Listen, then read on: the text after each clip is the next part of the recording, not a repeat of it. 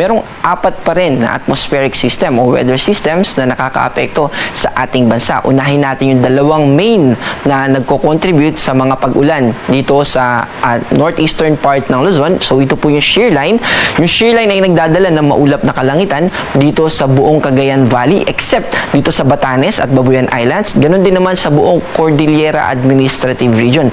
Ibig sabihin ay mataas pa rin yung tsansa ng mga pag-ulan dito sa mga binanggit natin na lugar. Lalo na dito sa Cagayan na kung saan ay nakapag-record tayo sa station natin ng humigit sa 100 millimeters. At ganoon din naman, dahil sa ITZZ, yung buong Southern Mindanao ay mataas ang tsansa ng pag-ulan at dahil naka-slant yung axis o yung posisyon ng ITCC ay maulap din dito sa southern and central part ng Palawan, kaya mataas din yung tsansa ng mga pag-ulan dun sa mga binanggit natin na lugar.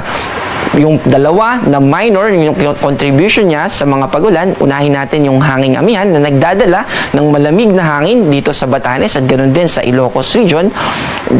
Mayroon pa rin niyang kasama ng mga kaulapan, although mga light rains lamang. And hindi po ibig sabihin na maulap tayo ay 100% na nauulan. So mataas lang po yung tsansa ng pag-ulan, pero posible din naman na hindi. Katulad dito sa Metro Manila, partly cloudy to cloudy skies po yung ating forecast. Ibig sabihin ay mababa lang yung tsansa ng mga pag-ulan. Pero dahil sa easterlies na kung saan ito yung pinaka nakakaapekto sa probinsya ng Aurora at sa Quezon, yung mga passing clouds, halimbawa po nitong nakikita natin sa satellite, kapag po yan, mga kaulapan na yan ay umabot sa Metro Manila, yan po yung nagdudulot ng mga pag-ulan for a certain period of time lamang, short period of time, and eventually yung movement po niya nakadepende po doon kung hanggang gaano katagal or kung gaano kalawak yung mga pag-ulan na kanyang maidudulot. Bukod po sa Metro Manila, ganun din yung sa natitirang bahagi ng ating bansa, yung mga hindi natin binanggit, lalo na yung mga karatig na probinsya ng Metro Manila, ganun din dito sa Visayas.